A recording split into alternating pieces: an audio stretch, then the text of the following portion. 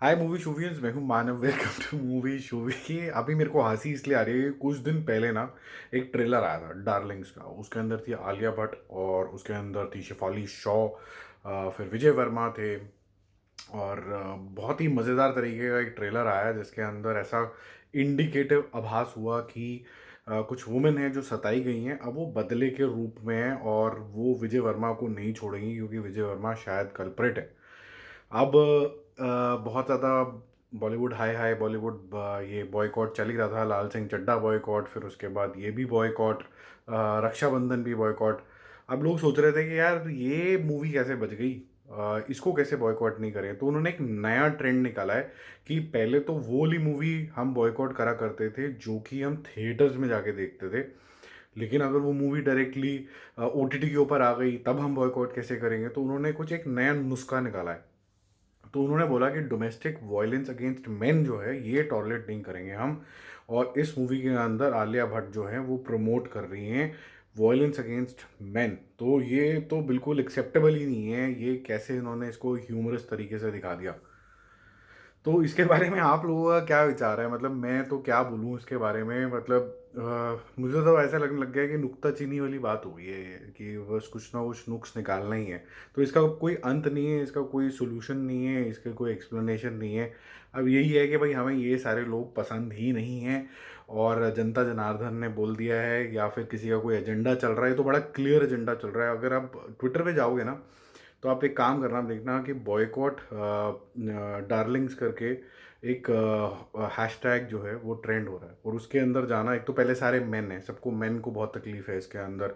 वो बेचारे बन गए अचानक से, जैसे भारत महान के अंदर कोई भी लड़की के ऊपर अत्याचार होता ही नहीं है, उनके ऊपर बहुत अत्याचार हो रहा है यहाँ पर।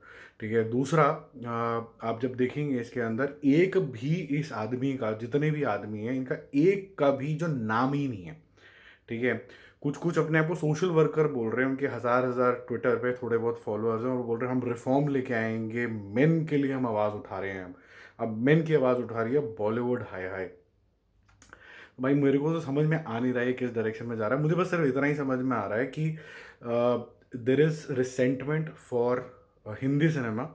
अब हिंदी सिनेमा के अंदर कुछ भी बना लो, कैसा भी बना लो, ह्यूमर बना लो, एक्शन बना लो, कुछ भी बना लो, कुछ जो एग्जिस्टिंग इंडस्ट्री के लोग हैं उनको डिसमेंटल करने का है।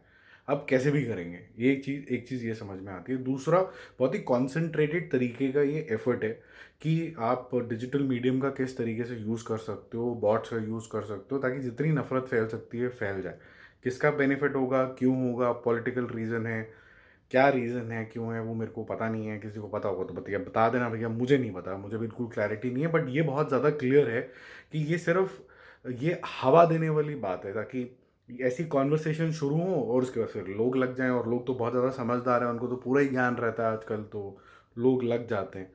बाकी मूवी को बिना देखे, बिना थीम को समझे इस तरीके से बॉयकॉट कर देना, मुझे तो समझ में नहीं आई बात। चाहे इसमें आलिया भट्ट हो, चाहे कोई न्यू कमर हो, चाहे कृति सैनन ही होती हैं इसके अंदर, ये जो चलन है ये थोड़ा सा अजीब है। और दूसरा एक और भी बड़ा क्लियर ट्रेंड है, अगर जैसे मेरे मुंह से निकल ही गया बाई चांस कि अगर इसके अंदर कृति सैनन होती तो क्या होता। कृति सैनन होती तो ये बिल्कुल भी बॉयकॉट नहीं होती बाय द वे, क्योंकि वो आउटसाइडर हैं। तो आउटसाइडर हैं तो उनको अलाउड है मेन पे अत्याचार करना, लेकिन आलिया भट्ट को नहीं है। तो मैं ऐसे ही कुछ कमेंट्स पढ़ रहा था तो नीचे आया कि यार आलिया भट्ट ना ब्रिटिशर है।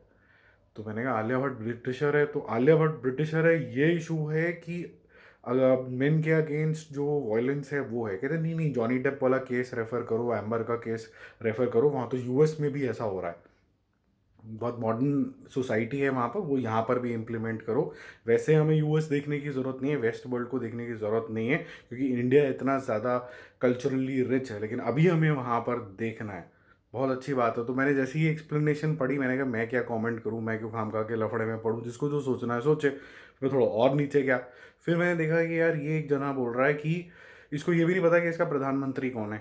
तो मैंने कहा इसको ये नहीं पता कि इसको प्रधानमंत्री कौन है, इसने कोई गलत जवाब दे दिया तो इससे बॉयकॉट का क्या रीज़न है। पर उसको बॉयकॉट करना तो उसने यही रीज़न बना दिया। फिर मैं और नीचे गया, मैंने कहा यार अब ये तो जो कॉपी पेस्ट वाले इतने ज़्यादा हो रहे हैं, ऐसा कैसे है कि सबका दिमाग इतना ज़्यादा ट्यून्ड है कि उनके क्रिएटिव से लेके, उनके पोस्ट से लेके जो वो जेपेग यूज़ कर रहे हैं वो भी सेम है। फिर थोड़ा और नीचे गया तो मैंने देखा कि यार एक और बंदा है, वो क्या कह रहा है कि जी सोनी राजधान ने, जो उनकी मदर है, उसने कभी बोला 2019 का कोई कोई पोस्ट भी नहीं है, वो कोई आर्टिकल है किसी ने दिया जिसका कोई वैलिडेशन ही नहीं है कि भाई ऐसा हो गया कि मुझे तो ना इंडिया छोड़ना है, मुझे पाकिस्तान जाना है। बोला कि ये जो लोग पाकिस्तान जाना चाहते हैं इनको पाकिस्तान ही भेज दो, इनके कपड़े फाड़ दो, पता नहीं क्या क्या बोला कि इनको पैसा कर दो कि इनकी कोई मूवी ही ना चले। मैंने कहा चल ये भी ठीक है भाई कि तेरा भी एक और भी व्यू पॉइंट में और नीचे गया, ऐसे बड़े सारे फनी फनी है तो वो खोद ही दिया है बिल्कुल करके। बट देखो मेरे को ऐसा लगता है कि ना यार ऑनेस्टली कि यार हिंदी सिनेमा को ना अब थोड़ा सा दुकान बंद कर देनी चाहिए, उनको ना कोई भी मूवी नहीं बनानी चाहिए एक्चुअली में। क्या करना चाहिए उनको मेरे समझ के हिसाब से, they need to take a pause यार। ये ऐसे मूवी बनाते जा रहे हो, बेइज्जती कराते जा रहे हो, बेइज्जती सुनते हो रोज, डिस्करेज भी होते हो कि तुम्हारे खुद का कॉन्फिडेंस लेवल भी 0/सन्नाटा हो जाएगा। मेरी समझ के हिसाब से इनको क्या करना चाहिए, इनको पॉज ले लेना चाहिए। इनको बोलना है कि 2 साल तक मेरे को कोई पिक्चर नहीं बनानी है भाई, 3 साल तक नहीं बनानी। पहले मैं ये समझ लूँ कि लोगों की मेरे से प्रॉब्लम क्या है, या किसी कम्युनिटी की कोई प्रॉब्लम है, मेरे कोई पॉलिटिकल रीजन से मेरी जो प्रॉब्लम है उसको पहले फिक्स कर लो। ठीक है, लोगों का विश्वास थोड़ा जीत लो, उसके बाद बना लेना भाई। बाकी अगर जो लोग न्यू कमर हैं वो कुछ भी कर लें, उनकी मूवी चलनी है, या उनको सपोर्ट मिल ही जाएगा, वैसे तो उनको भी नहीं मिलता। विद्युत जामवाल की हमने देख ली कितनी चल गई मूवी। तो ये भी जो दोगलापन है वो भी सामने आ जाएगा। और आप लोग बनाओ मत, थोड़ा से तो रुक जाओ, थोड़ा रुको, जो चल रहा है चलने दो। जो मूवीज़ आ रही हैं वो चलने दो, वैसे भी साउथ की मूवीज़ अच्छी चल रही हैं, उनको चलने दो। तुम सिर्फ ऑब्जर्व करो, तुम सीखो कि साउथ की मूवीज़ क्यों चलती हैं, कौन तुमसे क्या परेशानी लेके बैठा हुआ है, उसको सॉल्व करने की कोशिश करो। अगर वो तुम सॉल्व कर पाए तो ठीक है, अगर नहीं कर पा रहे हो तो 1-2 साल और ले लो, लेकिन पिक्चर बना के बेइज्जती करा के अपने पैसे खराब करके क्यों लगे, वो समझ नहीं आ रहा मुझे। तो I think this industry needs a pause and a reboot. Pause and reboot बहुत ज़्यादा ज़रूरी है। आपको क्या लगता है कि ये जो हो जितना भी ये मुद्दा है, ये क्रिएट किया गया है कि ये ठीक है, और अगर ठीक है तो क्या डायमेंशन है, आंकड़े क्या बोलते हैं कि यहाँ पर हिंदुस्तान में मेन सताए में हैं वुमेन से बहुत ज़्यादा। और अगर हम किसी भी मूवी को इस तरीके से एवेलुएट करने लग गए तो फिर हमारी सोसाइटी किस तरफ जा रही है मुझे पता नहीं। क्योंकि अगर हर मूवी में हम ऐसे एवेलुएट करेंगे तो फिर तो मुझे केजीएफ की धज्जी उड़ा देनी चाहिए, how dare you touch my prime minister. मतलब तब आपकी ईगो बिल्कुल भी हर्ट नहीं होती है कि मेरे प्राइम मिनिस्टर की सिक्योरिटी भंग करके कोई बंदा उसके सामने जाके बोलता I am the CEO of India. यार how dare you, how dare you. मतलब वो चल जाएगा लेकिन ये नहीं चलेगा। मतलब मुझे समझ में नहीं आया कि क्या है।